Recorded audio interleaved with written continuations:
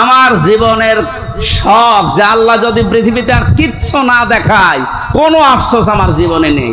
আল্লাহ ওরে যে ধরা ধরে দিছে। এই কথা বলছেন?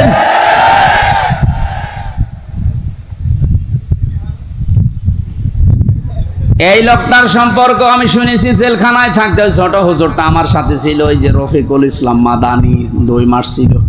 আমার বলছে, হামজা ভাই আমারে প্রথমে রিমান্ডে নিয়ে রাত 12:30টার দিকে নিয়ে গেছে হাতির চিলে।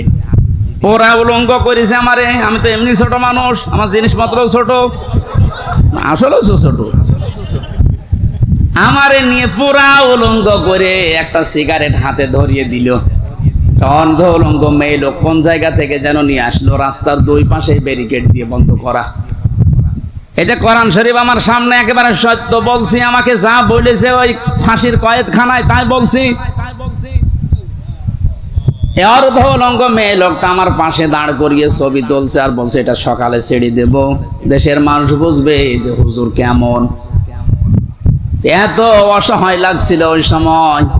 আমি তো এমনিতে ওদের সাইজে চাইতে একেবারেই ছোট, আর মেয়েটা আমার ওর কাঁধ পর্যন্ত আমি অর্ধ উলঙ্গ, কোথা থেকে যেন ভাড়া করে নিয়ে এসেছে।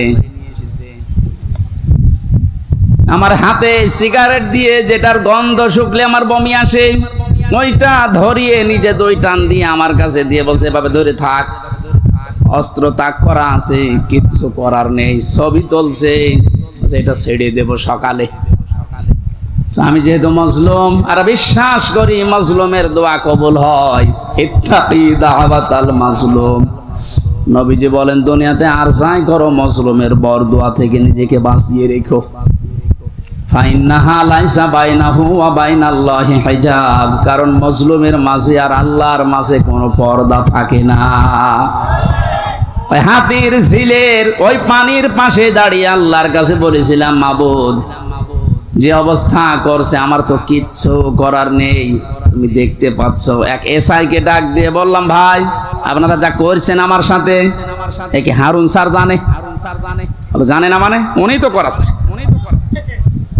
যেই বলেছে উনি করাচ্ছে, কারণ রিমান্ডে উনি তো মাঝে মাঝে এসে আমারে প্রশ্ন করতো, তখন কি ফেরেশতার মতো কথা বলতো, অথচ ভেতরে ভেতরে ওই এত খারাপ অবস্থা আমার করলো। আল্লাহ তুমি সব দেখেছো, আমারে যেভাবে ওরা অপমান করেছে ওকেও এইভাবে করো।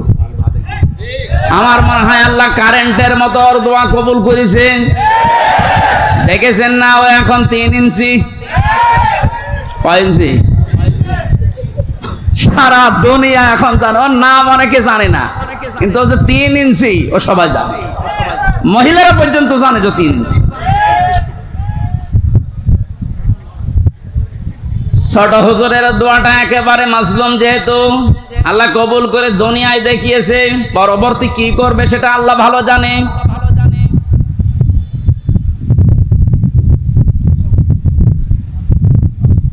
যেটা বোঝার জন্য বাস্তবে ইয়াসিন শব্দটা আমি নিয়ে আসলাম। আমি আশা করব আপনাকে ইয়াসিনে পাল্টাবে। অনেকে মনে করে ইয়াসিন সূরা পড়লে 10 খতম কোরআন শরীফের সওয়াব হয়, তো কেন হয়? এখানে 83টা শিক্ষা আছে। এর প্রথম 5টা শিক্ষা হচ্ছে সিনের ভেতরে। আপনারা শুনতেছেন? আল্লাহ ডাক দিয়েছেন ইয়াসিন,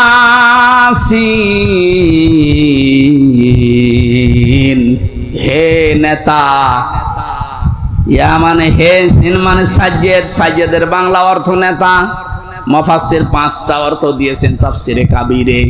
1 নম্বরে সাজ্জেদুল বাশার, 2 নম্বরে সাজ্জেদুল আলামিন, 3 নম্বরে সাজ্জেদুল কাউনাইন, 4 নম্বরে সাজ্জেদুল আম্বিয়া, 5 নম্বরে সাজ্জেদুল মুরসালিন। এক একটা শব্দের আবার ব্যাখ্যা করা আছে। আমি কথা বলছি তাফসীর আকারে, আপনি মিলান। প্রথম নম্বর অর্থ হচ্ছে সাজ্জেদুল বাশার, আল্লাহর ঘোষণা দেওয়া মানুষের জন্য একমাত্র নেতা আদর্শ একজন, তার নাম মুহাম্মদ রাসূলুল্লাহ। কি বুঝলেন ইয়াসিন পড়ে? আপনি মানুষ নামে যদি পদবাচ্চা বিবেচিত হন যে আমি মানুষ, অথচ নবীজিকে আপনি আদর্শ মানেন না, নেতা মানেন না, বিশ্ব নবীকে, আল্লাহর ভাষায় আপনি মানুষ নেই। কথা বললেন না কেন? ও ঢাকাবাসী, এটা যদি খালি দুনিয়ার বিষয় হতো আল্লাহর কসম আমি এটা বলতাম না। এটা সম্পর্ক আখিরাতের সাথে। হুজুর যে আয়াত পড়েছিলেন আয়াতটাতে ছিল ওয়া কুল্লুহুম আতিহি ইয়াউমাল কিয়ামাতি ফারদা। সূরা মরিয়মের 95 নম্বর আয়াত। আল্লাহ পাক বলেন কিয়ামতের দিন প্রতিটি মানুষকে বিচারের প্রথম ধাপে আমি ডাক দেব স্রেফ একা একা। কয়জন করি? কেউ থাকবেন আপনার সাথে, আপনি স্রেফ একা থাকবেন। বিচারের দ্বিতীয় পয়েন্টে আল্লাহ ডাক দিয়েছেন এবার আর একা ডাকবেন না। ইয়াউমা নাদউ কুল্লা উনাসিন বিইমামিহিম। সূরা বানী ইসরাঈল 72 নম্বর আয়াতের প্রথম অংশে আছে আল্লাহ বলেন কিয়ামতে প্রতিটি মানুষকে আবার বিচারের দ্বিতীয় ধাপে, আমাদের যেমন প্রথম সিএমএম কোর্ট, এরপরে জজ কোর্ট, প্রথমে আল্লাহ আপনাকে একা ডাকবে, দ্বিতীয় সিস্টেমে যে একা না আপনার নেতা সহ ডাকবে। কে সহ? আপনার নেতা সহ আল্লাহ এবার ডাক দেবেন। আগে নেতা, এরপরে কর্মী। যেহেতু আপনারা শিক্ষিত মানুষ, বিবেক আপনাদের বেশি কাজ করার কথা। নিজের দিকে তাকিয়ে বলেন তো, আপনি দুনিয়ার স্বার্থে হোক আর যে স্বার্থেই হোক, যাকে নেতা মানেন, আদর্শ মানেন, ওই লোকটা যদি কিয়ামতে আপনার সামনে থাকে, পেছনে আপনি দাঁড়িয়ে আছেন, আগে তো আল্লাহ তাকে দেখবে। এক কথা বলেন না কেন? কি মনে হয় আপনার যে ওই লোকটাকে যদি আল্লাহ দেখে আপনাকে মাফ করে দেবে? ওরে দেখলেই তো আল্লাহর আগে রাগ হয়ে যাবে। আপনার নেতা যদি হয় ইনুর মতো, যারে মানুষ লাথি দিচ্ছে, লাথি দেয়নি কয়েকদিন আগে?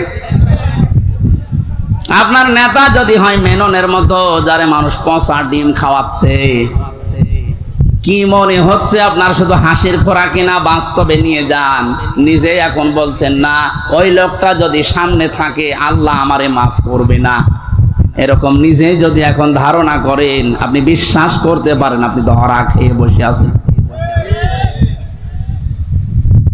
আমি আপনার শত্রু না, আমি আপনাকে বাঁচাতে চাই। কারণ এই দুনিয়ার জীবনে যদি শেষ হয়ে যেত এই ওয়াজ আমি করতাম না। যেহেতু আরেকটা জীবন আছে, এক্ষুনি পাল্টাতে হবে। নেতা যাদের ঠিক নেই এই মুহূর্তে আপনি পাল্টাবেন। ওয়াজ শুনতে আসলেন কেন? আপনি যদি নাই মানতে পারেন, নিজেও কোরআন শরীফ পড়েন না, হামজা বলছে আপনি মানেনও না, আপনি কি হয়েছেন? কি এই মুহূর্তে সিদ্ধান্ত পাল্টান। যাদের নেতা ঠিক নেই আপনি ধরা খাচ্ছেন। সুতরাং এমন মানুষকে নেতা মানা লাগবে যে লোকটা আল্লাহ এবং রসুলকে মেনে চলে। আর এটা নফল না, এটা ফরজ। এটা তো আমি বানালাম। সূরা নেসা 5 নাম্বার পারার 6 নাম্বার পৃষ্ঠা 9 নাম্বার লাইনের 59 নাম্বার আয়াতের প্রথম অংশে আছে। আমি যতগুলো তাফসীর বিশ্ববিদ্যালয়ে থাকাকালীন মিলিয়েছি, সব মুফাসসির এই মাঝখানে যে আতিউ এই শব্দের ব্যাখ্যায় একমত। আল্লাহ পাক বলেন ইয়া আইয়ুহাল্লাযীনা আমানু আতিউল্লাহা ওয়া আতিউর রাসূলা ওয়া উলিল আমরি মিনকুম। ওহে যারা ঈমানের দাবি করো তাদেরকে বলছি, আমি আল্লাহর আনুগত্য করো, আমার রাসূলের ইতাআত করো, আনুগত্য করো। এই দুইটা জায়গার আগেই দেখবেন আতিউ এই ফেল আছে, ভার্ব, এটা ক্রিয়া। এটা আল্লাহ নবীজির নামে আর নিজের নামে রেখেছেন, কিন্তু উলিল আমরি মিনকুম এর আগে আতিউ দেননি। সব মুফাসসির একমত, আল্লাহ রাসূলকে মানতে হবে, কোনো প্রশ্ন করা যাবে না। কথা বলে না কেন? আল্লাহ রাসূলের পরে কিয়ামত পর্যন্ত যারা নেতৃত্ব দেবে দুনিয়ায়, যে মানুষগুলো এই পৃথিবীর নেতৃত্বে আসবে, উলিল আমর যারা, তাদেরকে যদি মেনে চলতে হয় নেতা হিসাবে, অবশ্যই দেখা লাগবে এরা আল্লাহ রাসূলকে মেনে চলে কিনা। যারা আল্লাহ রাসূলকে মেনে চলে না তাদের জন্য রাজনীতি করা জায়েজ নেই। নেতা হওয়া, নেতৃত্ব দেওয়া, তাদের নেতৃত্ব মেনে নেওয়া জায়েজ নেই। এটা রাজনীতি মনে করে যদি চলে যান আপনার কপালে আগুন লাগবে। সূরা বাকারার 124 নাম্বার আয়াত, وَإِذِ ابْتَلَى إِبْرَاهِيمَ رَبُّهُ بِكَلِمَاتٍ فَأَتَمَّهُنَّ قَالَ إِنِّي جَاعِلُكَ لِلنَّاسِ إِمَامًا হযরত ইব্রাহিমের কথা স্মরণ করো। আল্লাহ নিজে বলছেন, আমি পদে পদে তাকে বাক্য দিয়ে পরীক্ষা করেছিলাম। যতগুলো পরীক্ষা ইব্রাহিমকে নিয়েছি কোরআন শরীফে আমি পেয়েছি, ইব্রাহিম নবীকে আল্লাহ পরীক্ষা করেছিলেন 50টা। কয়টা? বলেন বলেন। 50টা পরীক্ষায় তিনি উত্তীর্ণ, একটাও ফেল করেননি। আল্লাহ রাব্বুল আলামিন এত খুশি হয়েছিলেন, তিনি ডাক দিয়েছেন, ইব্রাহিম আমি তোমাকে মানব জাতির জন্য নেতা বানিয়ে দিলাম। হযরত ইব্রাহিম বলেছিলেন, হে আল্লাহ, এই যে নেতৃত্ব দেওয়ার গুণাবলী, নেতা হওয়া, এটা কি শুধু আমি একাই পেলাম? ক্বালা ওয়া মিন যুররিয়াতি, নাকি আমার সন্তানাদি যারা দিয়া কিয়ামত পর্যন্ত আসবে এরাও কি নেতা হতে পারবে? আল্লাহ সঙ্গে সঙ্গে সাফ ঘোষণা দিয়েছেন, ক্বালা লা ইয়ানালু আহদিজ জালিমিন। ইয়ানালু এটা মোজারে, বর্তমান, ভবিষ্যৎ, প্রেজেন্ট, ফিউচার। আল্লাহ পাক বলেন, তোমার সন্তানাদি কিয়ামত পর্যন্ত যারা আসবে তারা নেতা হতে পারবে, নেতৃত্ব দিতে পারবে, ইমাম হতে পারবে, কিন্তু জালেমদের জন্য আল্লাহর ওয়াদা নেই। ইয়াতে মুফাসসিরিন ইকরাম ফি জিলালিল কোরআনে লিখেছেন সাইয়্যিদ কুতুব, যে দুনিয়ায় যারা জুলুম করে, সে নিজের উপরে হোক, পরিবারের উপরে হোক, সমাজের উপরে হোক, রাষ্ট্রের উপরে হোক, জনগণের উপরে হোক, যারা জুলুম করবে তাদের জন্য নেতা হওয়া, নেতৃত্ব দেওয়া, রাজনীতি করা জায়েজ নেই, হারাম। অথচ বাংলাদেশে তো উল্টা, যে যত বড় জালেম সে তত বড় নেতা। বেশি বলে ফেললাম, কিছুই বেশি হয়নি, কম হয়েছে।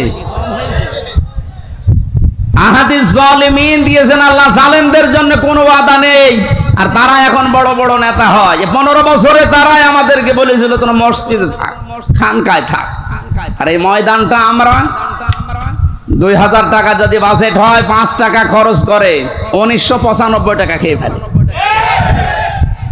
এক একটা প্রকল্পের জন্য 3 বার, 5 বার, 7 বার, 10 বার, 11 বার করে বাজেট হয়।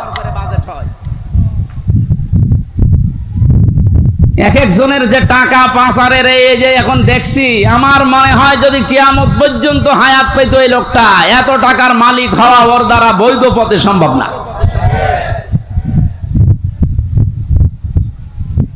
জানি ইয়াসিন শুধু পড়লে 10 খতম কোরআনের সওয়াব হয়, তা আপনি তো মানবেন। ইয়াসিনের প্রথমটাই তো মানেন না।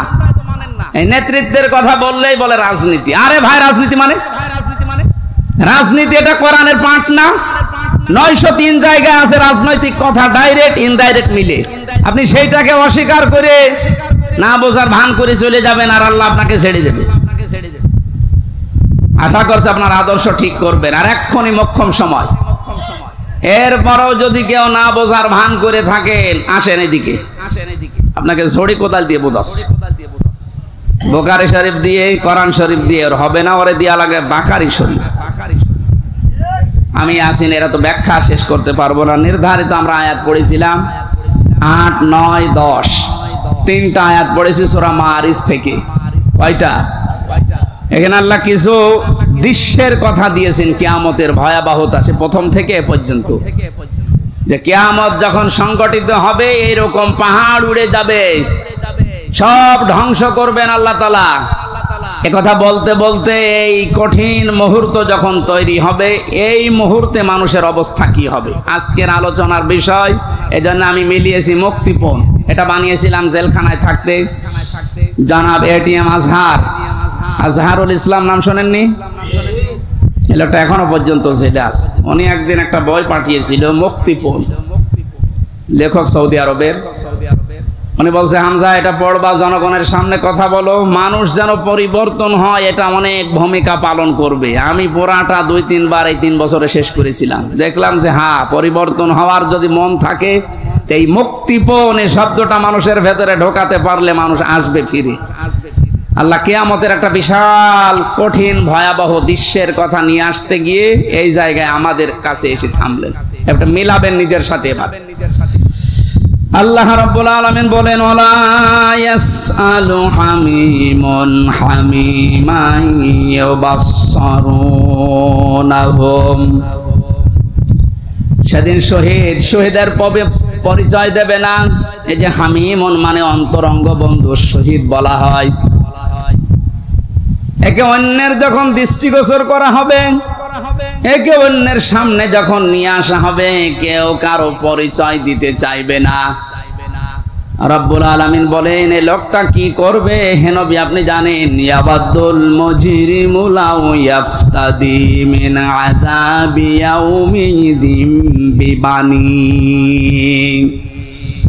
এই লোকটা মুক্তিপণ হিসাবে নিজের সন্তানকে প্রথমে আল্লাহর কাছে বলবে, আল্লাহ এটা দিয়ে দিলাম, আমার এই ছেলে মেয়ে দিয়ে দিলাম, আপনি আমাকে বাঁচান আজকে। আমি আয়াতটা পড়ার পরে মিলিয়েছিলাম আমার ফারিহার সাথে। আমার এই ছোট মেয়েটা আমি জেলখানায় যাওয়ার আগে 1 বছর বয়স ছিল, এখন ওর বয়স 4 বছর। ওর কথা যখন মাঝে মাঝে মনে হতো আমি একটার সাথে মিলাতাম যে বিবানী, আল্লাহ কিয়ামতের দিন সন্তান মানুষ দিতে চাইবে মুক্তিপণ হিসাবে, তো কই এটা তো আমার সাথে মিলছে না। আমি আয়না ঘর থেকে শুরু করে ডিবি অফিসে এই মাটির নিচে গুম হওয়া থেকে শুরু করে জেলখানার এই ফাঁসির কন্ডেম ছেলে থেকে বিচ্ছিন্ন ছিলাম, যোগাযোগ কষ্ট পেয়েছি, কিন্তু আমার মেয়েটাকে আমি যে ভালোবাসি এখনো পর্যন্ত আল্লাহ রসুলের পরে পৃথিবীতে সবচাইতে বেশি ভালোবাসি এখনো আমার ওই ছোট মেয়েটাকে। আল্লাহ নিজে তৈরি করে দিয়েছে, অথচ আল্লাহ বলছেন ফারিহাকেও কিয়ামতে হামজা তুই বলবি যে এটাও দিয়ে দিলাম, আমারে বাঁচাও। এটা আমার বিশ্বাস হচ্ছে না যে না এটা হবে না, এটা হওয়া কথা না। আল্লাহ বলেন শুধু ফারিহাকে না,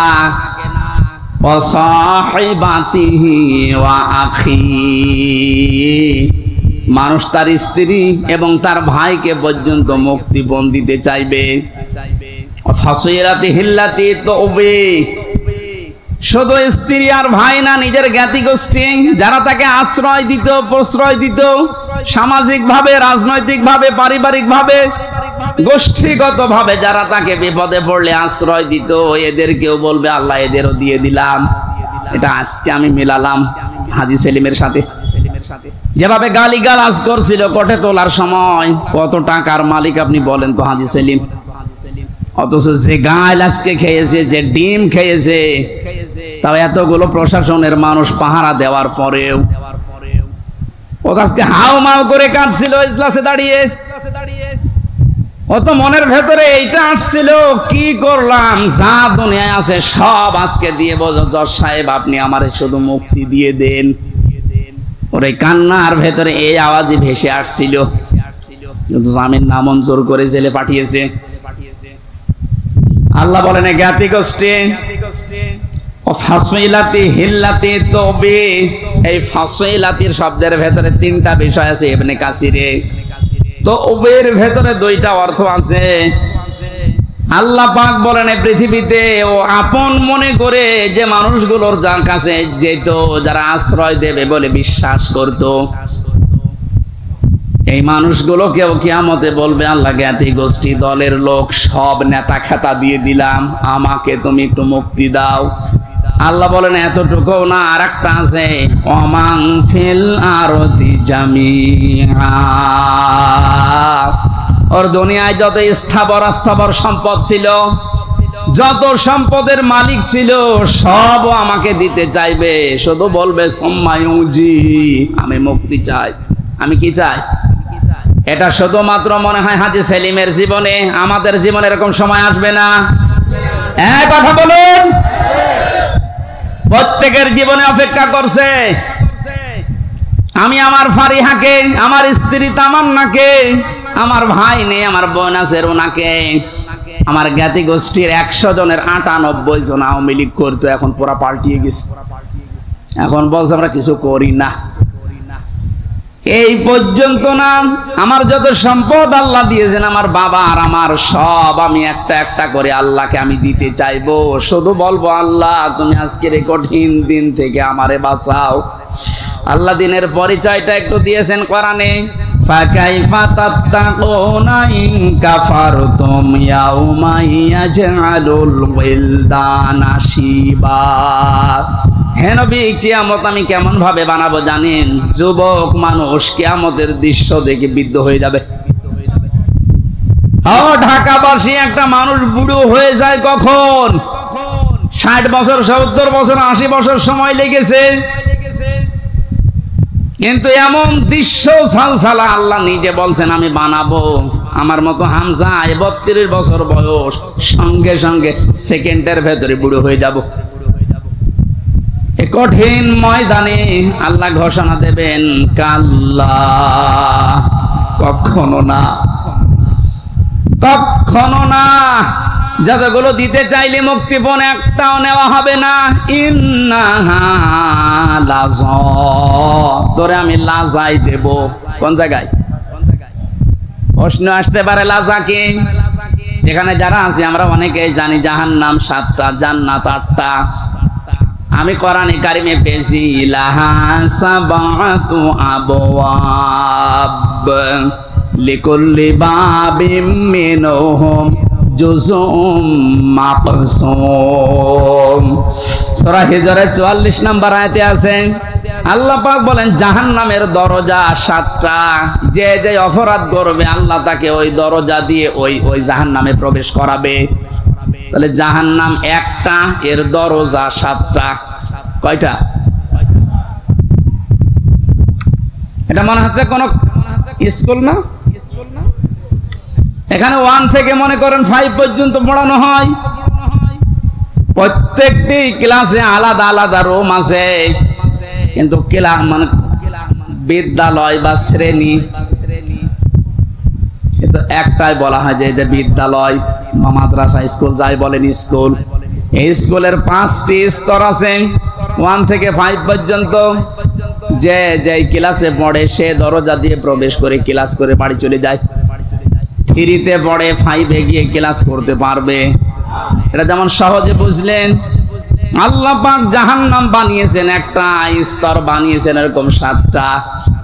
দুনিয়ায় যে যে ধরনের অপরাধ করবে তাকে ওই দরজা দিয়ে প্রবেশ করিয়ে শাস্তি দেবে। 1 নম্বর দরজার নাম হচ্ছে হুতামা, খুব ভয়ঙ্কর জায়গা। এর 2য় নম্বরে লাজা। আল্লাহ বলেন এই যে মানুষগুলো মুক্তিপণ হিসাবে কিয়ামতের কঠিন দৃশ্য থেকে দিতে চাইবে, আমার আওয়াজ হবে কাল্লা, না, ইন্নাহা লাযা, তোরে এই লাজার দরজা দিয়ে প্রবেশ করাবো। এটা কেমন জায়গা হে নবী আপনি জানেন? নাযাআতাল লিশাবা, এখানে ঢুকলে আগে মানুষের চামড়া খসে যাবে। শাওয়া শব্দের শাব্দিক অর্থ পেয়েছি ইবনে কাসিরে, হাড় টুকরা টুকরা করলে যেভাবে খণ্ড বিখণ্ড হয়ে যায়, উপরে বাড়ি দিলে হাড় যেভাবে খণ্ড খণ্ড হয়ে যায়, এই রকম জায়গা এটা। বাংলাদেশ সহ বিশ্বের যত কঠিন জায়গা আছে, শুধু যেখানে কারেন্টের শর্ট দিয়ে মানুষকে গলিয়ে ফেলা হয় এইটা বাদ দিয়ে এদেশে এমন কোন রিমান্ডের জায়গা নেই যেখানে গেলে চামড়া আগেই খসে যায়। আমারে বহুবার বলেছিল যে এই যে এইগুলো আমরা তুলি, অস্ত্র নিয়ে এসেছিল বিভিন্ন মেশিন, যে এই যে নখ আমরা তুলে ফেলি এইটা দিয়ে, কিন্তু ওটা দেওয়ার পরে এরপরে টান দেবেন, এরপরে উঠবে, তাছাড়া ধরে রাখলে ওঠে না। অথচ আল্লাহ নাযাআতাল লিশাওয়া দিয়েছেন, লাজায় প্রবেশ করার সঙ্গে সঙ্গে মানুষের চামড়া আর এই নখগুলো উঠে চলে যাবে। এবার আপনি ভাবেন তো বাস্তবতা নিয়ে যে কিরকম জায়গা এটা, যেখানে প্রবেশ করলে আগে চামড়া খসে চলে যায়, নখ উড়িয়ে যায়। আল্লাহ বলেন কঠিন ভয়ঙ্কর জায়গায় কাদেরকে ডাকবে জানো? তাদউ মান আদবারা ওয়া তাওয়াল্লা। এই দুনিয়ায় যেই মানুষগুলোকে সত্যের দিকে আহ্বান করা হয়েছে, এরা সত্যের কথা শোনার পরে অহংকার করে এদবার করেছে, মুখ ফিরিয়ে নিয়েছে। আমার মনে হয় আয়াতের বাস্তবতা বাংলাদেশে সবচাইতে বেশি। এত কোরআনের কথা আলোচনা পৃথিবীর কোন জায়গায় হয় না। এত আলোচনা হওয়ার পরে সত্যকে সত্য জানার পরেও যারা ঘাড় ঘুরিয়ে অহংকার করে চলে যান, আপনার জন্য আল্লাহ লাজা প্রস্তুত করে রেখেছে। ইহুদি খ্রিস্টানদের আমরা প্রতিদিন 17 বার করে বরদোয়া দেই। কতবার? এই যে গায়রিল মাগদুবি আলাইহিম ওয়ালাদ-দাল্লিন, দুইটা জাতির কথা আছে, ইহুদি আর খ্রিস্টান। বারবার আল্লাহকে বলা হচ্ছে, আল্লাহ এদের পথ আমাদেরকে দেখিও না, এরা অভিশপ্ত। এরা অভিশপ্ত না? আমি তাফসিরে পড়েছি কেন আল্লাহ এদের নাম দিলেন।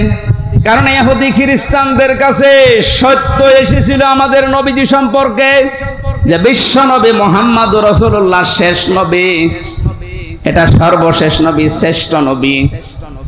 ইহুদি আর খ্রিস্টানরা জানতো ওদের তাওরাতে ইনজিলে স্পষ্ট আছে লেখা, এরপরও অহংকার করে হিংসা করে মানতো না। আপনি কিন্তু বুঝতে পারছেন হামজা যা বলছে কোরআন দিয়ে হাদিস দিয়ে ও বানিয়ে বলছে না, ও সত্য কথাই। যে সত্য জানার পরেও অহংকার করে হিংসা করে অনেকে এরপরও চলে যাবে, এদের জন্যই লাজা। 2 নম্বরে যারা মাল সম্পদ জমা করে আর বারবার সংরক্ষিত রাখার চেষ্টা করে। আজ হাজারো মানুষে বাংলাদেশে চরিত্রের আছে, বৈধ অবৈধ নেই, মাল জমা করে যাচ্ছে। ইহসাবু আন্না মালাহু আখলাদা, মনে করে এটা আমার কাছে স্থায়ী ভাবে থাকবে। শুধু জমা করে শেষ না, এটা সংরক্ষণ করার জন্য কত কায়দা কৌশল। এদেশে জায়গা হয় না, বেগম পাড়া বানাচ্ছে। এদেশে জায়গা হয় না, সুইস ব্যাংকে রাখছে যেন সংরক্ষিত থাকে। সম্পদ উপার্জন করা নিষেধ না, বৈধ পথ বাদ দিয়ে যারা অবৈধ পরে উপার্জন করার পরে এগুলো যারা সংরক্ষণ করার চেষ্টায় আছেন হক আদায় না করে, তার মানে যাকাত দেওয়ার হক ছিল আপনি দেননি, দান সাদাকা করার অর্থ ছিল আপনি করেননি। বৈধ বৈধ না ভেবে শুধু জমা করা, এভাবে যারা জমা করে গিয়েছেন আর সংরক্ষিত রাখার জন্য চেষ্টা চালিয়েছেন, আপনার জন্য লাজা। আমাকে সহ যারাই শুনলাম, আল্লাহ তুমি লাজা থেকে আমাদেরকে বাঁচাও, বলেন আমিন। বাংলার মুসলমানেরা, পৃথিবীর জমিনটা আপনি যদি বদ্ধ জায়গায় কিছুদিন থাকেন, আপনার কাছে স্পষ্ট ধারণা চলে আসবে মাটির নিচে সরকার আমাদেরকে দিয়ে লস হয়নি, আমার কষ্ট হয়েছে, লস হয়নি। দুনিয়ার জীবনটা আগে যে দৃষ্টিতে দেখতাম, পুরা দৃষ্টি আমার পাল্টিয়ে গেছে। আল্লাহ তাআলা বলেন, আমাল হায়াতুদ দুনিয়া ইল্লা মাতাউল গুরুর, পৃথিবীর জমিনটা ধোঁকা। বাস্তবে এখন দেখছি ঠিক 100 ভাগ আসলে ধোঁকা। আপনার মা বাবা ধোঁকা, স্ত্রী ধোঁকা, সন্তানাদি ধোঁকা, আপনার নেতা খেতা দলের লোক সব ধোঁকা। মনে করছেন না মা বাবার সম্পর্কে কথা বললো কেন? ধোঁকা। আপনি বাস্তবে নিয়ে যান, দেখবেন।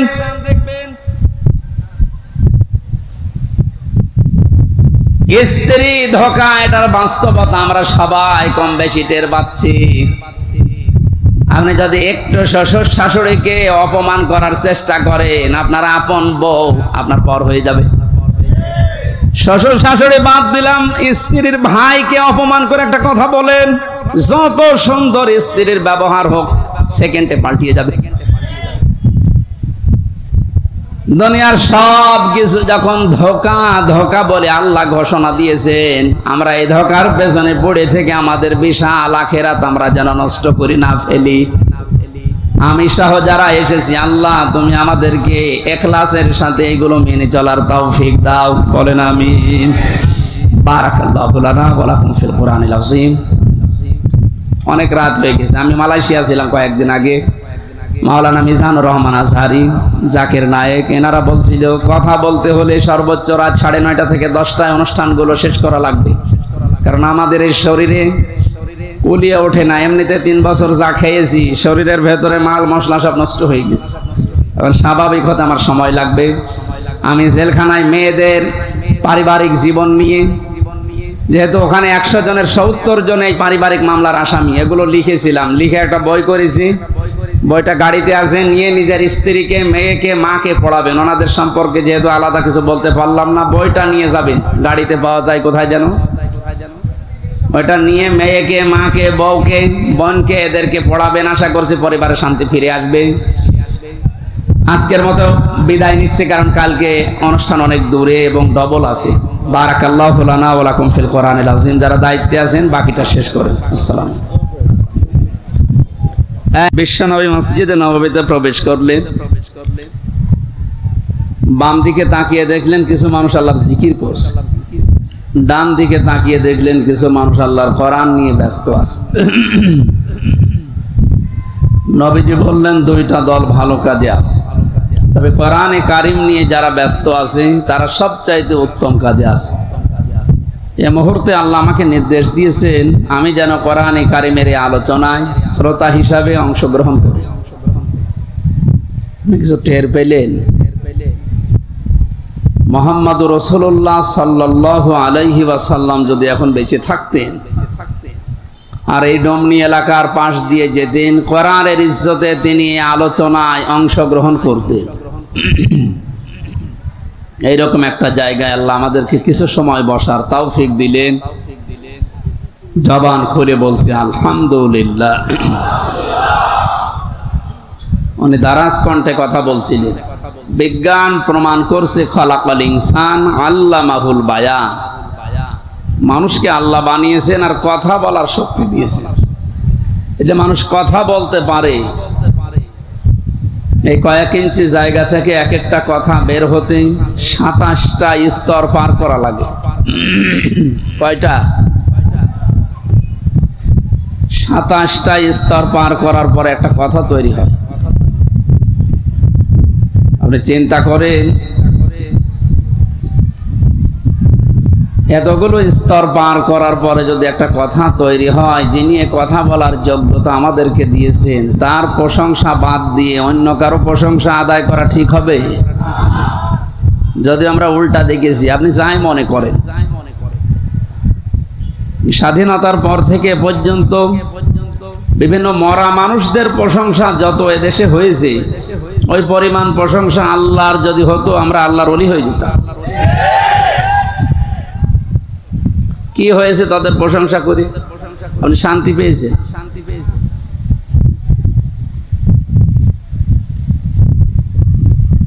একজন বেদুইন এসেছিল, নবীজি বললেন কি তোমার এই অবস্থা? কাঁধের ওপর একটা ভাঙ্গা মূর্তি নিয়ে নাক ভাঙা। তোমার মূর্তির নাক ভাঙা কেন? লোকটা বলে হে রাসূল, এটা আমার মূর্তি না, এটা আমার খোদা। এটা সব সময় আমি সঙ্গে রাখি, না জানি কখন কোন বিপদে পড়ি। আজও আমার মনে হয় 1500 বছর আগে এই লোকটা না বুঝে তার খোদাকে সঙ্গে রেখেছিল বিপদ থেকে বাঁচার জন্য। আর ডিজিটাল যুগে অনেকে বুঝে শুনে খোদাকে উপরে রেখে দেয়। উপরে খোদা দেখবেন, নিচে খোদা হাঁ করে আছে। সিস্টেম একই, শুধু নিয়মটা পাল্টিয়েছে। ও সাথে রাখতো, পকেটে রাখতো, আর উপরে রেখে হাত তুলে থাকে। আমি কি বেশি বললাম?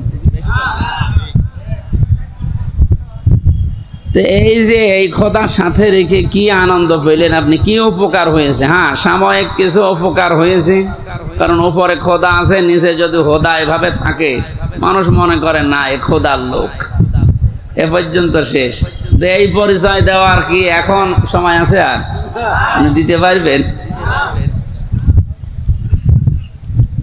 নবীজি বললেন নাক ভেঙেছে কি করে? লোকটা বলে ইয়া রাসূলুল্লাহ, যেখানে যায় একে নিয়ে যায় বিপদ থেকে বাঁচার জন্য, প্রাকৃতিক প্রয়োজন সারার জন্য আমি গেছি, কিন্তু এরে তো আর টয়লেটে নিয়ে যাওয়া যায় না, খোদার মান থাকে। এখান থেকে বাস্তবতা হচ্ছে যারা টাকার ভেতরে বিভিন্ন মানুষের ছবি দিয়ে সম্মান বাড়াতে চান, ওরে নিয়ে মানুষ যায় কোথায়? সম্মান বাড়ে? বিবেকের কাছে প্রশ্ন করেন, জিজ্ঞাসা করা লাগবে না।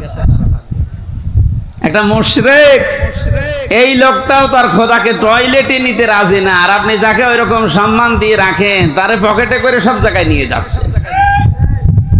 আপনি কথা বুঝিয়ে চিল্লাচ্ছেন তো নাকি আন্দাজে? আমি জানি আপনি বুঝতে ফেলেছেন। ঢাকার মানুষ খুব চালাক, এরা হাঁ করলে হাসা দানায় হালসা বোঝে।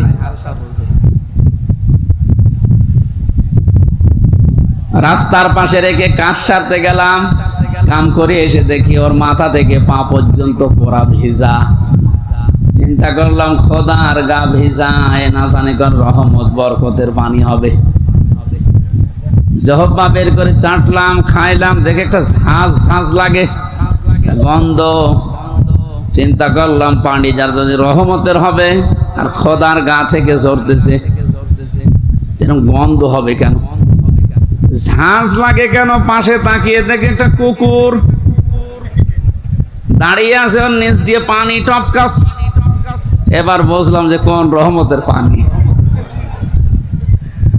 আমার মেজাজ গেল খারাপ হয়ে, এই তুই খোদা না খোদা, নিজের এই কুকুরের পোশাক থেকে বাঁচাতে পারো না, আমারে রাগ হওয়ার পরে ওরে দিয়েছে একটা আষাঢ়, ওর নাক ভেঙে গেছে। নবীজি বললেন আমার কাছে কেন আসলে? লোকটা বলেন, ইয়া রাসূলুল্লাহ, এদের অসারতা, এদের কল্প কাহিনী, এদের অজ্ঞতা, এদের মূর্খতা, এদের দুর্বলতা সব আজ আমার কাছে স্পষ্ট হয়ে গেছে। আমি আর এর কাছে কিছুই চাই না, একে নিতেও চাই না। আপনার তাওহীদের কাছে আমি ধরা দিতে এসেছি, আমারে আপনি পড়িয়ে দেন লা ইলাহা ইল্লাল্লাহু মুহাম্মাদুর রাসূলুল্লাহ। আপনি শুধু হাদিসটা শুনে শেষ করে দিচ্ছেন না। আমার তো মনে হয় ১৫০০ বছর আগে লোকটা যা ঘটিয়েছে, এখন এই ডিজিটাল যুগে খাপের খাপ অনেকের জীবনে মিলিয়ে যাচ্ছে। যেই দেখেছে যে না এগুলো তো কল্প কাহিনী। আজকে আমি কোর্টে সারাদিন ছিলাম, আমার যতগুলো মামলা সব আজকে আদালত ডিসমিস করে দিয়েছে। আমার এখানে একটা প্রশ্ন ছিল আজকে, কিন্তু উনি করতে দেয়নি। আমাকে ৩টা বছর আটকে রেখেছিলেন মাটির নিচে এবং জেলখানা মিলে। আমার প্রশ্ন হচ্ছে, আপনি আমাকে মামলা দিয়ে 3টা বছর আটক রাখলেন যে আমার অপরাধ আছে কিনা। 3 বছর পরে আজকে প্রমাণ হলো যে আমি নির্দোষ, কোনো অপরাধ নেই। আমার যত রকমের পরীক্ষা করার দরকার ছিল রিমান্ডে নিয়ে সব করেছে। এই মোবাইলটা আজকে দিয়েছে ওরা 3 বছর পর। এর মধ্যে যা ছিল ওরা সব কিছু দেখেছে। যে মামলা দিয়েছিল আনসার আল ইসলাম না কি জানো, সাথে আমি জীবনে জানিই না। যত রকমের পরীক্ষা করেছে একটাও পাইনি। জজ আজকে হাসছিল যে মামলার বিচার করব কি দিয়ে, কোনো মাল নেই, যা ছুড়ে ফেলে দিলাম। আমি মনে করলাম জিজ্ঞাসা করি, মাননীয় আদালত, এই যে 3টা বছর আপনার কাছে তো আমার মামলা ছিল, এতদিন আপনি কিছুই করেননি, আপনি কিন্তু জানতেন। আজকে যেমন ছুড়ে ফেলে দিচ্ছেন, হাসি তামাশা করছেন যে একটা মামলা হলো, এই 3 বছর জানতেন না? 30 থেকে 32 বার এই মামলাটাই আদালতে উঠেছিল, কিন্তু জামিন আপনি দেননি, বারবার ফেরত দিয়েছেন। আজকে কোন ইশারায়, কার ইশারায় দিয়েছেন আমি জানি না। তবে আমার প্রশ্ন, আমাকে যে 3টি বছর রাখলেন, আমি তো নিরপরাধ, আজকে প্রমাণ হইল যে কোনো দোষ নেই। যারা আমাকে বিনা দোষে এই কষ্ট দিয়েছে, আমিও তাদের ওই কষ্ট দিতে চাই।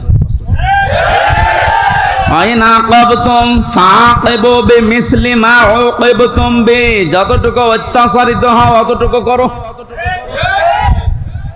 আমি যেহেতু হয়েছি করানো আমাকে জানিয়েছে, সুতরাং আমি যতটুকু পেয়েছি। মাটির নিচে আপনারা আমাকে রেখেছিলেন, আমার মামলার আয়ু থেকে শুরু করে উপরের যে নির্দেশদাতা পর্যন্ত প্রত্যেককে আমি 3 বছর মাটির নিচে রাখতে চাই। আমি বেশি করছি না, সমান সমান করছি। এটা যদি আপনি না করতে পারেন, আগামীতে আমার মতো আরো মানুষ বিনা কারণে 3 বছর 5 বছর না 10 বছর 15 বছর মাটির নিচে জেলখানায় থাকবে, কোনো বিচার হবে না। 15 বছর পরে লোকটা যখন বের হবে, আপনি রায় দিয়ে দেবেন যে নির্দোষ, কোনো দোষ নেই, তাহলে 15 বছর আপনি ফিরিয়ে দেন। আমার জীবন থেকে আপনি 3টা বছর নষ্ট করে দিলেন, যাদের কথা মতো এই মানুষগুলো তো কিয়ামতে মামলার আসামি হবে। কারণ আল্লাহ আপনাকে মাফ করবে না যতক্ষণ হামজা মাফ না করে। কারণ আপনি আল্লাহর ক্ষতি করেননি, ক্ষতি করেছেন হামজার। ওটা যদি হক্কুল ইবাদ হতো, হক্কুল্লাহ হতো, আল্লাহ মাফ করে দিত। কিন্তু এটা তো হক্কুল ইবাদ, বান্দার হক আপনি নষ্ট করেছেন। যাদের ইশারায় তাদেরকে আপনি বলবেন এই মানুষগুলো যদি হামজার কাছে মাপ না চায়, কোনোদিন এই লোকটা জান্নাতে যেতে পারবে না। দ্বিতীয় সিস্টেম হচ্ছে লোকটা জালিম। যারা টপ টু বটন ছিল এতদিন, এরা সবগুলো কোরআনের ভাষায় জালিম। জালিমদের জন্য সব চাইতে আমার ভয় লাগে সূরা শুরার 42 নম্বর আয়াতটা পড়লে, ইন্নামাস সাবিলু আলাল্লাযীনা ইয়াযলিমুনান নাস ইলা আখিরি আয়া। আল্লাহ পাক বলেন, অবশ্যই আমি আল্লাহ নিজে মামলা দায়ের করব, নিজে অভিযোগ দায়ের করব, কেস করব। শব্দের অর্থের দিকে খেয়াল করেছেন? ইন্নামাস সাবিলু আলাল্লাযীনা ইয়াযলিমুনান নাস। আল্লাহ ইয়াযলিমুনাল মুসলিমুনা দেননি, ইয়াযলিমুনান নাস দিয়েছেন। এটা মজারে বর্তমান ভবিষ্যৎ, প্রেজেন্ট ফিউচার দুইটা কাল নিয়ে আল্লাহ শব্দ দিলেন কেন? কারণ এখন শুধু না, কিয়ামত পর্যন্ত এই আয়াতটা কোরআনে থাকবে না, 2 দিন পর নষ্ট হয়ে যাবে। মানুষ হয়ে যারা মানুষের উপরে জুলুম করে, অত্যাচার করে, এরা হামজার মামলার আসামি না। আমি মামলা দিলেও পারি, না দিলে মাফ করে দিলে হয়ে গেল, কিন্তু না, আল্লাহ পাক বলেন ওরা আমি আল্লাহর মামলার আসামি। আমার তো আয়াত পড়ার পরে বাংলাদেশের দিকে তাকিয়ে মনে হয় এ দেশের অনেক মানুষ এখন অলরেডি আল্লাহর মামলার আসামি হয়ে গেছে।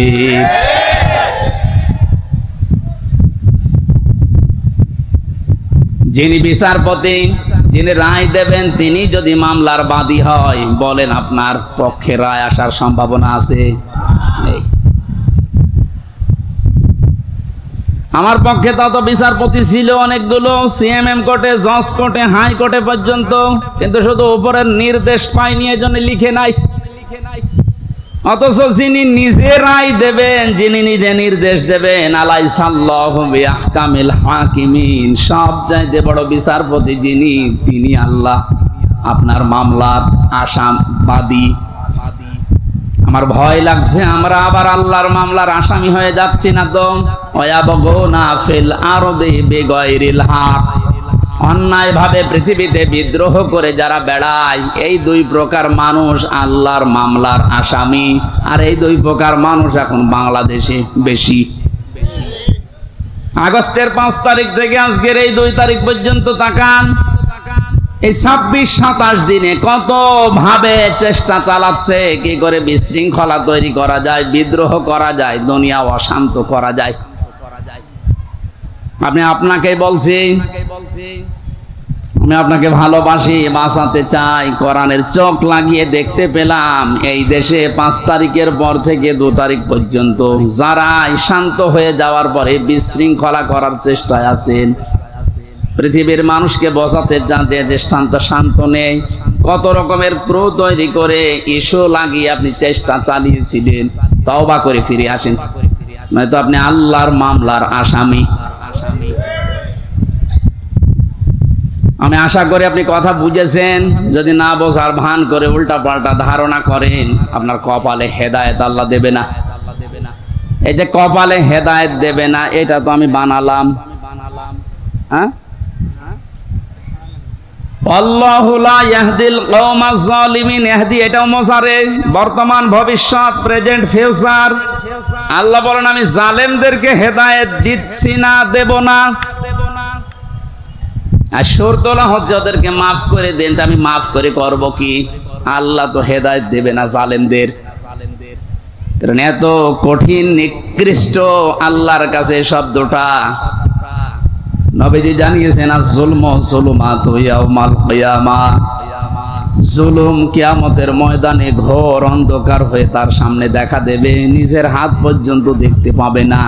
এটা যদি 100 ভাগ আমরা বিশ্বাস করে বাস্তবে নিয়ে আসতে পারতাম, জীবনই পাল্টিয়ে যেত। আমি আমার ঈমান থেকে কথা বলছি। যারা এখনো পর্যন্ত এই আয়াতগুলোর সাথে মিলে যাচ্ছেন, আপনি থামেন। মৃত্যুর গড়গড়ানি চলে আসলে তখন কিন্তু আপনার পাশে বসে কালেমা পড়ালেও কাজ হবে না।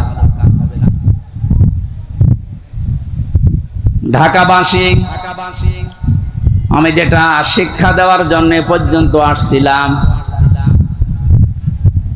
আজ বহু মানুষের কল্প কাহিনী, মিথ্যাচার, মিথ্যা রচনা, অনেক ষড়যন্ত্র, বিশেষ করে উল্টা পাল্টা সব যেহেতু আমাদের কাছে ধরা পড়ছে, দলে দলে পালে পালে দেখতে পাচ্ছি মানুষ বুঝে হোক না বুঝে হোক এখন ইসলামে আসা আরম্ভ করে দিয়েছে। এটা কেন দিল? কোরআনে কারীম জানিয়েছে, ইযা জাআ নাসরুল্লাহি ওয়াল ফাত ওয়া রাআইতান নাসা ইয়াদখুলুনা ফি দীনিল্লাহি আফওয়াজা। আল্লাহ পাক বলেন, হে নবী, যখন আমার সাহায্য আসবে তখন আপনি বিজয় দেখতে পাবেন। কিছু না হলেও কিছু আমরা পেয়েছি। আল্লাহর সাহায্য আসার কারণেই কিন্তু আমরা বিজয়ের স্বাদ পেয়েছি। মানুষ যে পরাধীন থাকলে কি হয়, এটা এই 27 দিন আমি টের পেয়েছি। সবচেয়ে বেশি টের পেয়েছিলাম মাটির নিচে যতদিন ছিলাম, ওই সময় চোখের উপরে কালো কাপড় বাঁধা, আমার হাতে পেছনে হ্যান্ডকাপ দেওয়া, পায়ে ডান্ডা বেড়ি দেওয়া, মাজায় দড়ি দিয়ে যখন টেনে নিয়ে যেত, মনে হচ্ছে এ পৃথিবীতে সব চাইতে বড় অসহায় আমি। মাটির নিচে অবস্থায় ছিলাম। আপনারা উপরে যারা ছিলেন বিবেক দিয়ে বলেন তো, আপনারা অসহায় ছিলেন না? গত কয়েকদিন আগে কুষ্টিয়ায় বাংলাদেশ জামাতি ইসলামী ওলামা বিভাগের আয়োজনে 500 আলেম সব ঘরানা থেকে নিয়ে এসেছিল। কত? 500। ওনারা আয়োজন করেছিল 500, 750 উপরে আলেম এসেছে পুরা কুষ্টিয়া জেলা থেকে, সব ঘরানার। প্রায় 2.5-3 ঘন্টা আলোচনা হয়েছে, কোনো সমস্যা না, কিচ্ছু পাইনি। আমি নিজেও ছিলাম। আপনি একটু ভাবেন তো, 5 তারিখের আগ পর্যন্ত 500 না 5 জন আলেম এক জায়গায় বসলে নিরাপদে থাকতে পারত? স্বাধীনতার পরাধীন কি অবস্থা, বাস্তবতা এইটা। এই অনুষ্ঠানটা করতে হলে 5 তারিখের আগে 14 জায়গায় পারমিশন নেওয়া লাগতো, তারপরও অনুমতি মিলত না। এ মানুষগুলো তো সেই মানুষই আছে। এখন 14 জায়গায় অনুমতি না। ডাক্তার ইউনূস বলেছেন, এদেশে কোরআনে কারীমের কথা ওইভাবেই হবে, অন্যান্য ধর্মের কথা যেভাবে চালু আছে। হিন্দুদের পূজা, ওদের দুর্গা পূজা, সরস্বতী পূজায় যদি অনুমতি না লাগে, পাহারা দেওয়া হয়, কোরআনের অনুমতি লাগবে কোন কারণে? কিছু মানুষের কিছু চিন্তাধারায় আল্লাহ তাকে মাফ করেন। কবি নজরুলের জীবনে ওই রকম আমল আমি ওনার জীবনী পড়ে পাইনি, কিন্তু কিছু কিছু কথা এত দামি, আমার মনে হয় আল্লাহ ওই কথাগুলোর কারণে ওনারে মাফ করে দেবে। এই লোকটা যে ঘোষণা দিল, কোরআনের পক্ষের লোক না বিপক্ষের লোক ওটা আমি বলছি না, কিন্তু যে ঘোষণা দিল, এই 17 বছরে কোন মুসলমান তো এই ঘোষণা দিতে পারে নাই। আরো বিরোধিতা করতেন আপনি।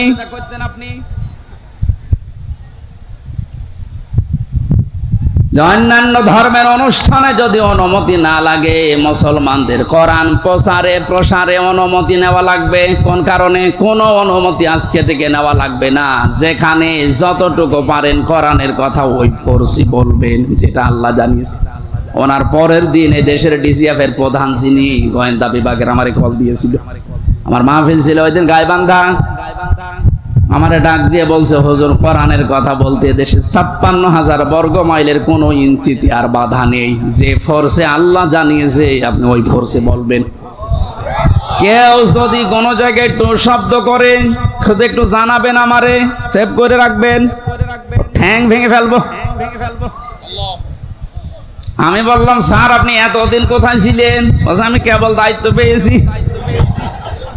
কিন্তু 2টা কথা আবার জানিয়েছে, যারা আয়োজন করে তাদেরকে আপনি বলবেন ওনারা যেন মহিলা প্যান্ডেলটা আলাদা করে, ওখানে পুরুষের যেন আনাগোনা না থাকে, আর ওনাদের যে আলাদা টয়লেট বা নামাজের ব্যবস্থা ওগুলো যেন ওয়ান টাইমের জন্য করা হয়। একটু ভালো প্রস্তাব দিয়েছে।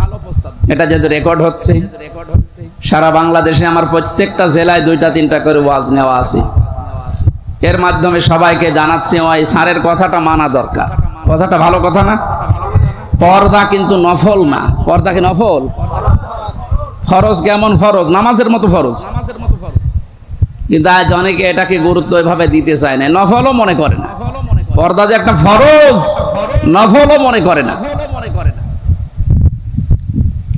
এই জন্যে কাজটা যেভাবে উনি করতে বললেন আমি আপনাদের কাছে পৌঁছিয়ে দিলাম। উনি আজকেও আমাকে জানিয়েছে কোর্ট থেকে বের হওয়ার পরে, যেই দেখেছে সব মামলা ঢিসমিস হয়ে গেছে। আমি সাংবাদিকদের সামনে যখন ব্রিফিং করার পরেই কল দিয়ে জানিয়েছি যে আপনি কিন্তু আজকেও মাহফিলে যাবেন। আমি জানি কোথায়, খিলক্ষেতে। এটা কি খিলক্ষেত দেখেছেন? আমি জানি না আমার মাহফিল কোথায়, কারণ আমার সাথে যে ছেলেটা আছে ও আমার একদিন আগে জানায় যে আজকে অমুক জায়গায় মাহফিল আছে। ওনারা জেনে ফেলেছে, কত খোঁজ রাখছে। ওনার ওই কথাটা আমরা আহ্বান জানালাম, আপনারা মেনে চলবেন। মেয়েদের এই সিস্টেমগুলো একটু দরকার। ওনাদের ইসলাম জানা দরকার নেই বলেন? ঢাকাবাসী কোরআনে কারীম থেকে কথা আরম্ভ করার জন্য আমরা আল্লাহর শুকরিয়া জানাচ্ছি, যিনি আমাদেরকে এই স্বাধীনতার একটু হালকা সুখ পাওয়ার তৌফিক দিয়েছেন। যখন আল্লাহর সাহায্য আসবে, বিজয় যখন আপনি দেখতে পাবেন, বিজয়ের যতগুলো ধাপ আছে, একটা ধাপ আমি বাস্তবে সভাপতির সাথে আমি আজকে মিলাবো, একটু মিলাবেন।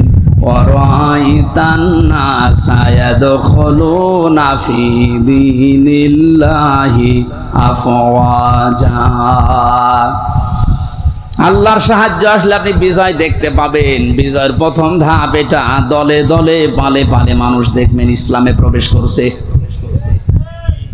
আপনি 27 দিনের জরিপটা একটু দেখেন। আগস্টের 5 তারিখের আগে আমি 4 তারিখে রাত্রে পেয়েছিলাম একটা জরিপ। ওই জরিপে দেখেছি এই দেশের 100 জনের মাত্র 15 জন চায় যে ইসলাম রাষ্ট্রীয়ভাবে কায়েম হোক, 85 জন চায় না। আজকে মাগরিবের পরের রিপোর্ট আমি ঘুমানোর আগে দেখেছিলাম বিবিসি থেকে। আজকের রিপোর্ট হচ্ছে দেশের 100 জনের 35 জন এখন চাচ্ছে দেশে কোরআন দিয়ে দেশটা চলুক। আপনি একটু সুযোগ দেন। দলে দলে যেভাবে প্রবেশ করছে, গাইবান্ধার পলাশ বাড়িতে আমি 45 মিনিট আলোচনা করার পরে এক হিন্দু অনার্স মাস্টার্স করা এক শিক্ষিত মানুষ এসে বলছে, আমার ধর্মে আমি আর থাকবো না, আপনি আমার ইসলামে প্রবেশ করান। এই যে অন্য ধর্মের মানুষ যদি বুঝে কোরআন শুনে চলে আসতে পারে, যারা হালকা পাতলা ইমানের অধিকারী তাদেরকে একটু সুযোগ দেন, দেখবেন দলে দলে যে আফওয়াজা পালে পালে মানুষ ইসলামে আসবে। জরিপ যেটা করেছে ও গাঁজা খেয়ে করেনি, বাস্তবতা দেখেই করেছে। 35 জন যদি হয়ে যায় 27 দিনে, আর 27 দিন যেতে দেন, 50% মানুষ যখন ইসলাম চাইবে দেশে কায়েম হয়ে যাক, আল্লাহর কসম কেউ বাধা দিয়ে ঠেকাতে পারবে না। ওই যে ঐক্যের ডাক দিচ্ছিলেন, ওই কথাটা বোঝানোর জন্য একটা উদাহরণ বলছি কয়েক মিনিটে, একটু মিলান। একটা হোস্টেলে 100 জন ছাত্র, প্রতিদিন ওনাদেরকে যে নাস্তা দেওয়া হয়, এর ভেতরে 20 জন ঝাড় তেড়া করে আছে যে না, এই নাস্তা আমরা খাবো না। কয়জন? 20 জনের ভেতরে না, 100 জনের ভেতরে 80 জন। 80 জন বলছে এই প্রতিদিন এই যে নাস্তা দেওয়া হয় এটা আমরা খাবো না, এই মেনু পাল্টাতে হবে। হোস্টেল যিনি সোফার আছেন বলছেন তাহলে ভোট দাও। প্রত্যেকেই ভোট বাক্স দিয়েছে। কেউ বলছে আমরা রুটি পাউরুটি চাই, রুটি কলা চাই, কেউ খেচুড়ি চাই, কেউ রোল চাই। এভাবে একটা একটা করে দিতে দিতে সর্বশেষ দেখা গেল 20 জন মাত্র যে নাস্তা ছিল আগে ওইটাই আছে, আর বাকি 80 জন এই নাস্তার সাথে একমত না। 20 জনের এক জায়গায় ভোট পড়েছে, এখন 80 জন বাকি আছে, ওরাও ভোট দিয়েছে। কারোটা 15, কারোটা 14, কারোটা 18, এভাবে করতে করতে ভাগ হয়ে গেছে। নাস্তার বিল যেটা পাস হবে, বেশি সংখ্যক যেহেতু মানুষ যেখানে পাস হবে ওইটা, 80 জন থাকার পরও নাস্তার ওই বিলটা পাল্টায়নি। কারণ এখানে কয়জন? আরো জোরে বলেন। আমি শুধু বলার জন্য বলছি তা না, এটা জীবনে মিলাতে হবে। আজ সময় এখন ওইটাই। আমরা সংখ্যায় টুপিওয়ালা মানুষ। এদেশে 100 জনের 96 ভাগ আমরা মুসলমান। 20 জন যদি এদেশে ইসলাম নাও চায়, 80 জন আমরা চাই, কিন্তু ছোটখাটো বিষয় নিয়ে মতপার্থক্য করার কারণে আজ আমরা দল বিদলে বিভক্ত হয়ে 20 পর্যন্ত যেতে পারছি না। 18, 17, 15। জেলখানার ভেতরে আমি ছিলাম মাওলানা মামুনুল হকের সাথে 3টা বছরই। উনি মাঝে মাঝে বলতেন, হামজা বাইরে থাকতে ভাবতাম কি আর ভেতরে এসে বুঝতেছি কি। এখন যে পাল্টিয়ে যাব, কে বুকে হাত বাঁধে, কে আমিন জোরে বলে, কে নবীকে দাঁড়িয়ে সালাম দেয়, কেউ বসে সালাম দেয়, ওসব সব বাদ। আল্লাহ একজন আছে, রাসূল একজন আছে, কোরআন আছে, কথা বিশ্বাস যারা করে তাদেরকে এক জায়গায় নিয়ে আসা লাগবে। ইহুদি, খ্রিস্টান, বৌদ্ধ, মুশরিক যারা, ওরা কিন্তু এই ধোঁয়াগুলো তুলে আমাদেরকে আজ আলাদা আলাদা করে রেখেছে। এই জন্য 80 জন হওয়ার পরও 20 জনের সাথে পারছি না। হ্যাঁ, কথা বলছেন? যেভাবে চলতেছে, আশা করছি কোরআনের এই আয়াতটা বাস্তবে আল্লাহ আমাদেরকে দেখাবেন। আরাআইতান নাসা ইয়াদখুলুনা ফি দীনিল্লাহি আফওয়াজা। দলে দলে পালে পালে যেভাবে মানুষ ইসলামে আজ দীক্ষিত আর আরম্ভ হয়েছে, আল্লাহ পাক যেন চর্ম চোখে দেখার তৌফিক দেন যে কোরআন দিয়ে 56,000 বর্গ মাইল চলছে। শোক এবং শান্তি শব্দ দুইটা। শোক 3টি বিষয়ের নাম, শান্তি 4টা বিষয়ের নাম। বাস্তবে ছোট জীবনে বহু দেশ আমি ঘুরেছি। আমি আকিস গ্রুপে চাকরি করতাম খতিব হিসাবে। ওনারা একটা ভিসা লাগিয়ে 27টা দেশ আমারে একবারে ঘোরানোর ব্যবস্থা করে দিয়েছিল। যদিও 3 বছর জেলে থাকার কারণে আমার ভাগ্য হয় নাই, তারপরও আমার ব্যক্তিগতভাবে বহু দেশে আমি গেছি। সুখ শান্তি এটা কিনতে পাওয়া যায় না। আল্লাহ পাক সুখ এবং শান্তি নিজের পক্ষ থেকে দান করেন। এজন্য 53 বছর হয়ে গেল, সুখ শান্তি এ দুইটার একটাও আমরা এখনো পাইনি, অনুধাবনও করতে পারছি না। কারণ চলছিল এই 53 বছর মানুষের তৈরি করা নিয়ম নীতি দিয়ে। বাবা চালিয়েছিল, আমি দেখি নাই, ওই মুরব্বীরা দেখেছে। বাবারটা দেখে নাই। স্বামী চালিয়েছিল, ওনারা দেখেছে, আমি তো দেখি নাই। আমার 92 সালে জন্ম। চাচা চালিয়েছিল, বউ চালিয়েছে, ভাবিও চালিয়েছিল, সবগুলো আমরা দেখেছি। শুধু কোরআন দিয়ে দেশ চললে কেমন দেখা যায় আজও দেখিনি। দেখেছেন? এটা দেখেছেন? দেখেছেন? এটা দেখার দরকার না যে এটা দিয়ে চললে কেমন লাগে। আন্দাজে চিল্লানো না, সত্যি সত্যি মন থেকে বলবেন যদি চান ওই 35 জনের ভেতরে আপনি যেন থাকেন, যে হ্যাঁ এইটা দিয়ে দেশ যেন চলে, আমি এটা দেখতে চাই। হাত তোলেন তো, লিল্লাহি তাকবীর।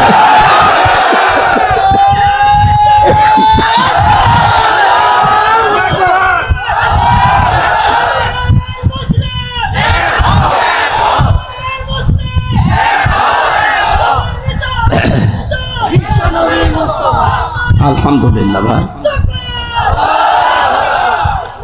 দরুদ আর সালাম পড়ছে আমাদের নবী মুহাম্মদুর রাসূলুল্লাহ সাল্লাল্লাহু আলাইহি ওয়াসাল্লামের প্রতি। 7টা নামে আল্লাহ তাকে পুরা কোরআনে স্পেশাল ভাবে ডাক দিয়েছেন। কয়টা? 7টা। 1 নম্বরে নাম দিয়েছেন ইয়াসিন। ইয়া হরফে নেদা, ইয়া মানে হে, সিন মানে সাজ্জেদ। তাফসিরে কাবীর আল্লামা ফখরুদ্দিন রাজি রহমাতুল্লাহ আলাইহি উনি ব্যাখ্যা করতে গিয়ে সিনের অর্থ দিয়েছেন 5টা। আমি গতানুগতিক কথা বলি না। যারা আছেন যদি হেদায়েতের নিয়তে কথা শোনেন, আমি আশা করছি কোরআন আপনাকে পথ দেখাবে। আর কোরআন শরীফ যদি কাউকে হেদায়েত দিতে না পারে, ও যেন বিশ্বাস করে ওর কপালে আর হেদায়েত নেই।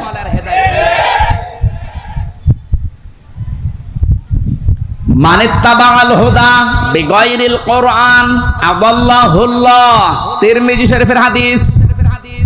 নবীজি বলেন, কোরআন বাদ দিয়ে যদি পৃথিবীর কোন জায়গায় কেউ ভালো হওয়ার নিয়তেও যায়, আল্লাহ নিজে দায়িত্ব নিয়ে তাকে গোমরা করে দেয়। ও ঢাকাবাসী শব্দের দিকে খেয়াল করেন, হুজুর আছে আদাল্লাহুল্লাহ ভাবে ইফাল। নবী যদি দল্লা দিতেন তাও অর্থ হয়ে যেত। দল্লা ইয়াদিল্লু না দিয়ে আদাল্লা ইয়াদিল্লু দিয়েছেন। দল্লা শব্দটার বাংলা অর্থ হচ্ছে আপনি নিজেই নিজেকে খারাপ বানিয়ে ফেলেছেন। আর আদাল্লা মানে আল্লাহ নিজে দায়িত্ব নিয়ে আপনাকে নিজে খারাপ বানিয়ে দিয়েছে। এ কথাটার অর্থ কি?